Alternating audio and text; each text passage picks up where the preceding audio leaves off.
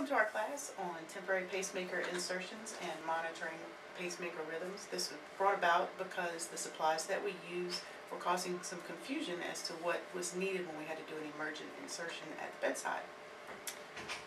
So let's get started. Our objectives today are to identify what is needed to do a transvenous pacemaker insertion, to be able to verbalize the steps for preparing all of the supplies for the transvenous insertion, to define sense and capture as it pertains to pacing, because once you have your patient hooked up, you need to know how to read those rhythms to make sure that your settings are correct, to identify those proper pacings, and then to troubleshoot any problems that you may have with the equipment. And there are several different supplies that are needed. This is where the confusion has come in. So in order to make it a little bit easier, we're going to start to keep everything in one of these big trays and the boxes in the med room where the generators are currently kept, so that if a physician comes in and we need to do an emergent insertion, all you have to do is grab the tray, bring everything in. All the supplies he needs to choose from will be there. To start off, we have this box that you're probably familiar with. That is your pulse generator. That's where the electricity comes from, basically. Then we also have the bridging cables, which connect to the pulse generator and go from there to the wires. The 5 French directed pacing catheter. The sheath introducer kit. This is your sterile sleeve that goes over the wires. And then these are the introducers that we actually use. And I'll explain that to you quickly, and this is where the confusion was coming in. This introducer kit, which is typically used to gain access so that the pacer wires can go in, is a 9 French, and the physicians don't like to use that 9 French, it's too big. So we have our pacer wires, a straight and a curved, a J, and they're 5 French. So putting a 5 French and a 9 French kind of leaves some room, wiggle room, so to speak, there. So we have these separate introducers. We have 2 sizes, a 6 and an 8. And we'll keep both of them in the box so they can choose which one they want, but typically it's the 6 that they use. Now, because we're using a different size introducer, in our kit comes the sleeve that goes over the pacer wires.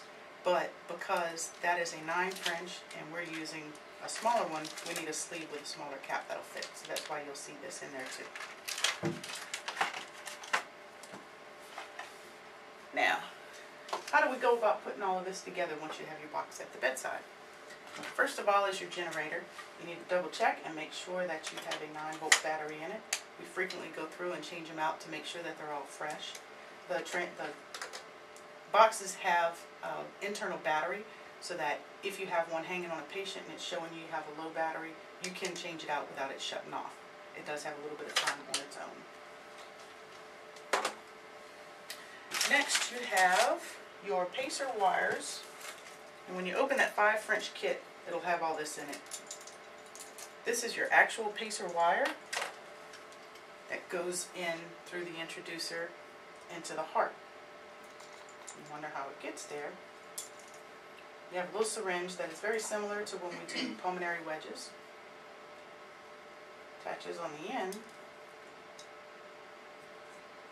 there's a little balloon on the end. So once they get into the vena cava, they'll blow up the balloon, and it'll just take it right through the right atrium into the ventricle, release the balloon, close it, and you're set. These ends here are somehow going to have to get connected to your box so that you can get your electricity to the patient. You'll notice in your introducer kit these 2 little connectors. For some reason, nobody made these with a male end. They put a female end, so we have to add these to them so that they'll fit. And these just slide on with the little thumb screws. And tighten those for a good fit. Now, you're looking at that wondering, how am I going to get that in there? We have these bridging cables. These are not disposable, so they'll get cleaned and sterilized so we can use them again. Positive and negative And if you'll remember, the easiest way is proximal is positive, but they're marked on here. And it just tightens in.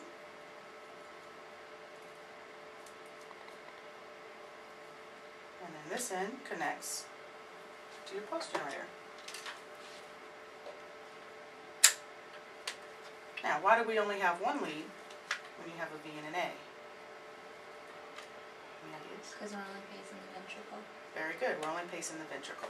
In an emergent situation, we just want to get it in there and make sure that we're getting that QRS, getting that squeeze. Do we have a connector for the atrial? No, we don't ever do that internal. We don't, we have some in there if they ever wanted to do an AV, we do have some, but typically we don't use those. We're just doing the ventricle only because it's short-term use until we can get them into surgery. Gotcha. So once we have everything attached to the generator, you're going to turn the generator on, and you'll notice on here, I have this one where we can turn it on. You've got your lights at the top. It's got your A for your atrium, V for ventricle. We're only doing the ventricle. So the second line here is for your atrium. For your output, we don't need it, so we can turn that all the way to 0 right off the bat. We're going to set the rate to whatever the physician tells us. And then for your ventricular output, we are going to start at 10, which is typically the setting that it's on. And then we'll increase it from there until you see capture on the rhythm. And we'll go over that in a little bit. The sensitivity, if you'll notice, it doesn't come on automatically. You can turn it on and set the sensitivity. Typically the cardiologists like to play with that themselves. But we'll go into that a little bit further later on. Make sure everything is secure. We are going to have a CHG impregnated tegaderm in there too, so that we can make sure that everything is covered up. And then just like we do with our pulmonary catheters, once that sleeve is pulled and the physician has it in place and it has the markings on the line so that we know how far it is, and we're going to do the same thing with checking the depth, taping it down, and making sure that it doesn't move.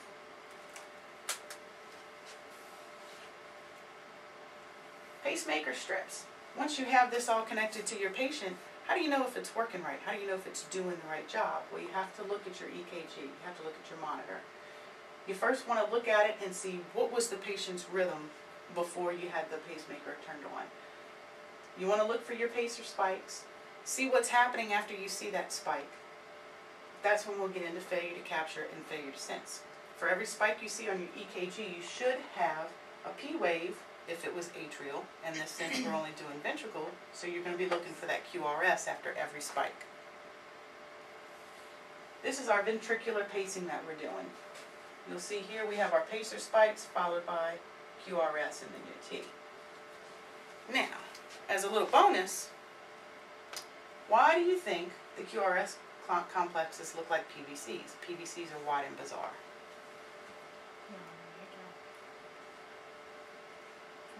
It's V-paced. This is V-paced. Is it because it always only coming from the ventricle? Don't they look wide and bizarre when they're coming from the ventricle? Because it's coming lower down. So if you think about it, when you look at your leads, they're reading from Oregon to Florida this way. Easy way to remember it. So when you have that line going into the ventricle and it's down at the bottom, when it gets that signal, which way is it going? Instead of going this way like it normally does from the atrium to the ventricle, it's now going this way. It's going backwards. So that's why you get the wide and bizarre. Same thing when you have a PVC, which is supraventricular, it's going in the opposite